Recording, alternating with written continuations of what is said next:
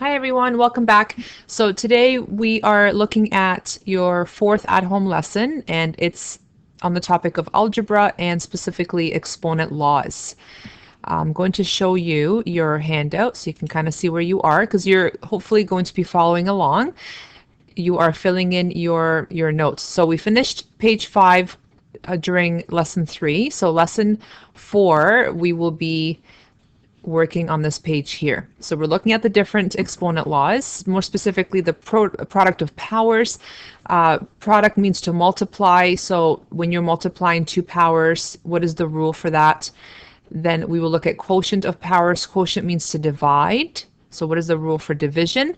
And then the last one is powers of powers.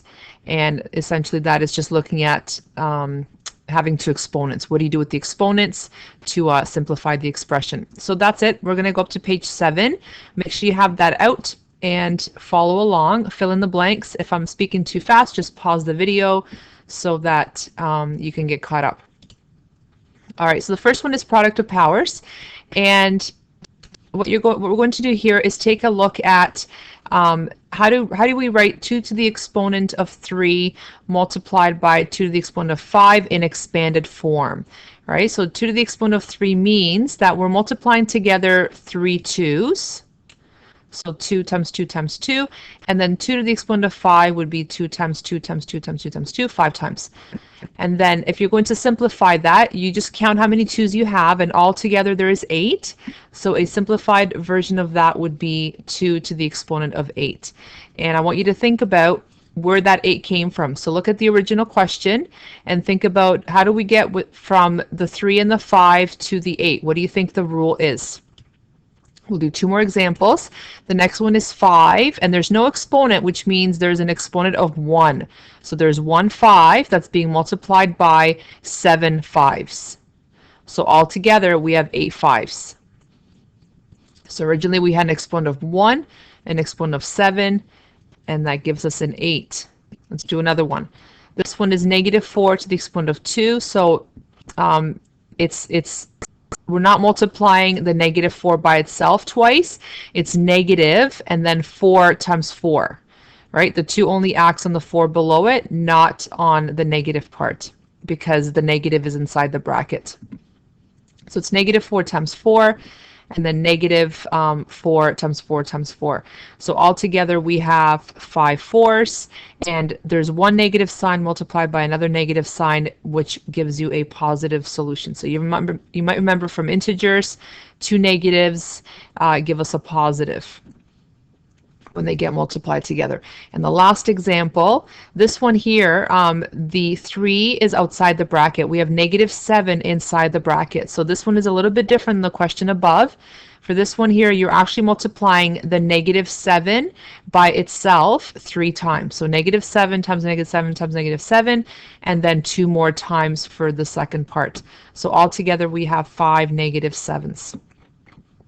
And then at the top of your sheet, you don't have this in your booklet, but if you could add this just so that you can see the difference between squaring negative 4 in brackets by itself twice gives us a positive answer, right? Negative 4 times negative 4. If you don't write the bracket, there's only one negative sign, which I've written here. And then you square the 4 by itself, so 4 times 4, which gives us a negative 16 answer. So you need to know the difference between having brackets and not having brackets. So make sure that's on top of your sheet somewhere. And maybe I asked you to think about where that exponent came from. Maybe you noticed that it's from the addition of the exponents, and that is the actual rule that I have on this slide here. When multiplying power with the same base, the base is the A, we keep the base the same and add the exponents. So rewrite the base, which is A, and then add the exponents, m plus n. The second rule is a quotient of powers. And the quotient of powers rule says when dividing powers with the same base, we keep the base the same and we subtract the exponents. So when we're multiplying, we add the exponents. When we're dividing, we subtract the exponents. So if you have a to the m divided by a to the n, another way of writing it would be like this. And the rule says to subtract the exponents. And we're going to see if that's true in this example here. So if m is equal to 9 and n is equal to 4, let's see if the right side equals the left side. Let's see if this equals that. Okay, so on the left-hand side, I replaced the m with 9 and the n with 4. So I've just chosen these numbers randomly. I'm going to sub them into this expression here, and then sub them into this expression here, and see if they're equal to each other, okay, to prove that this rule is actually true. So a to the 9 divided by a to the 4. In expanded form, I've written 9 a's at the top and 4 a's at the bottom. Okay, in the next line, what you can do is you can eliminate some of these, right? So this one will cancel with this one. That one will cancel with that one. This one with this one, and the last one. So what are we left with? 1, 2, 3, 4, 5 a's. Okay, so it's a to the exponent of 5. And over here, we're just going to simply subtract the exponents and we'll get a to the 5. Okay, so you can see that the right side equals the left side. So this rule is actually true. It works. We've just proved it. And the last rule is power of power rule. And it says when there is a power of a power, we keep the base the same and multiply the exponents. Okay, so that means we multiply the n by the m, which I've written here. So we're going to check again to see if this rule is true. So I've chosen some values for n and m. N is 2 and m is 3, and I'm going to replace them in this equation and replace them in this equation, and then we'll see if they're balanced, if they're equal to each other. So a squared and then cubed. How do we write that? Okay, we write it as a squared times a squared times a squared 3 times, because the exponent on the outside is 3.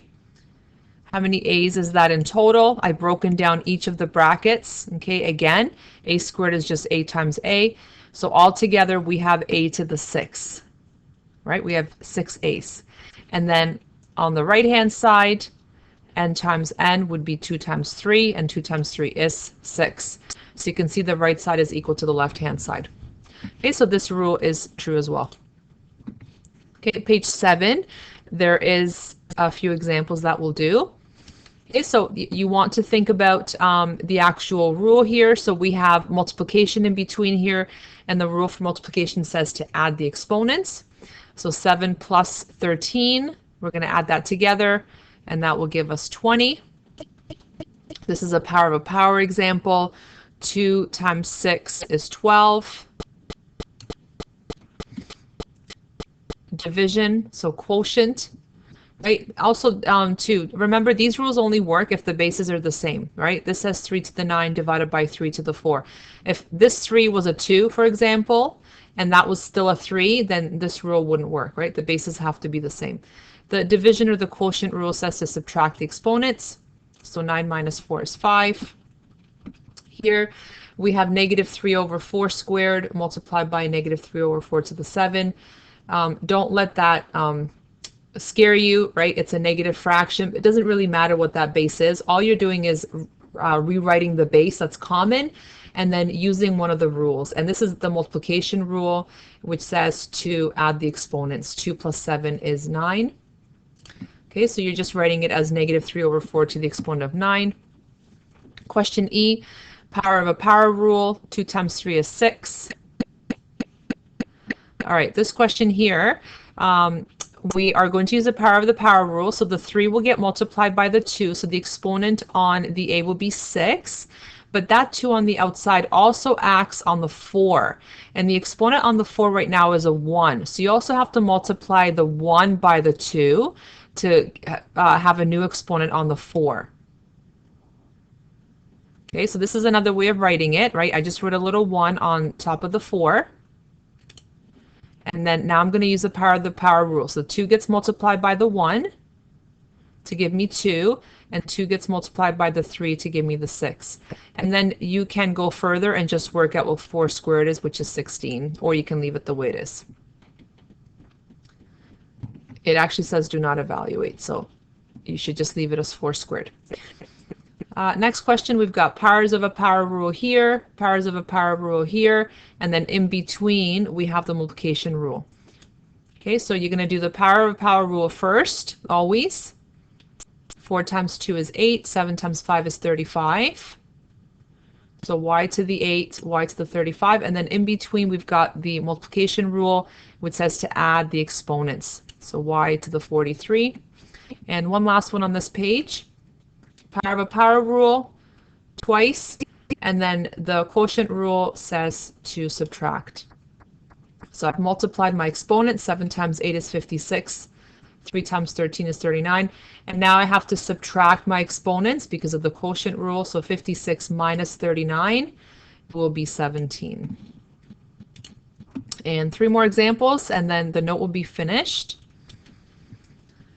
So here we're simplifying each of the following, then we're evaluating given these values. So g is 5, h is -1, and k is 2. So it says to simplify first and then evaluate. Okay, so don't be substituting these numbers in for the letters until you've simplified. So simplifying means using the 3 rules. So we're going to use the power of a rule here. 3 times 7 is 21.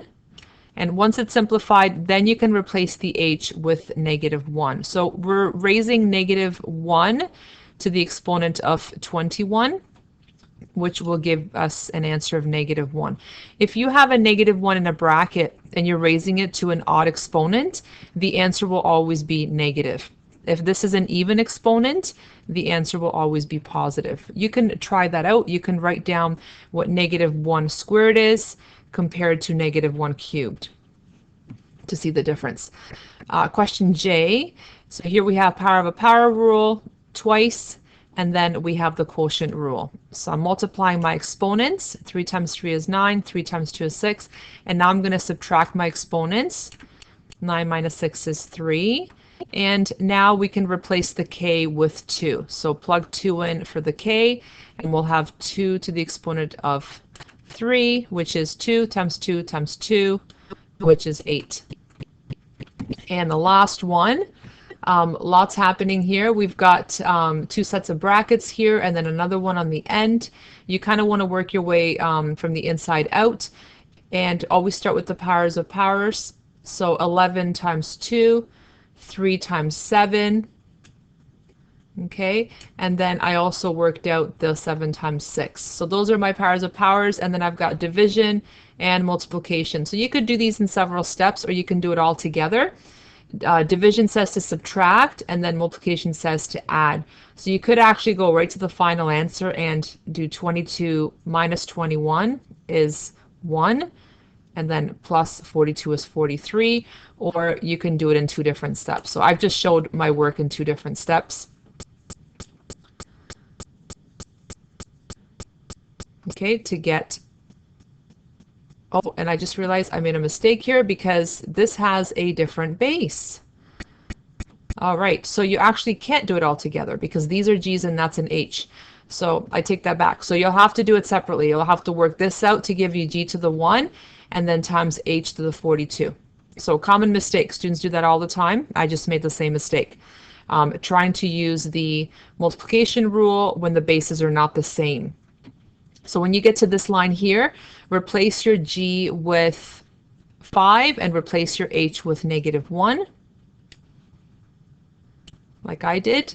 5 to the 1 is 5, and -1 to an even exponent is going to give you a positive answer, like I said over here, right? Negative exponent gives you a negative answer, or an odd exponent gives you a negative answer, an even exponent gives you a positive answer. So now we have 5 times 1, which is 5. All right, so that's the end of the lesson. The homework is going to be page 55, the following numbers, and I will take a photo of that page from our textbook and post that to our Google Classroom. All right, good luck with your work, and let me know if you need some help.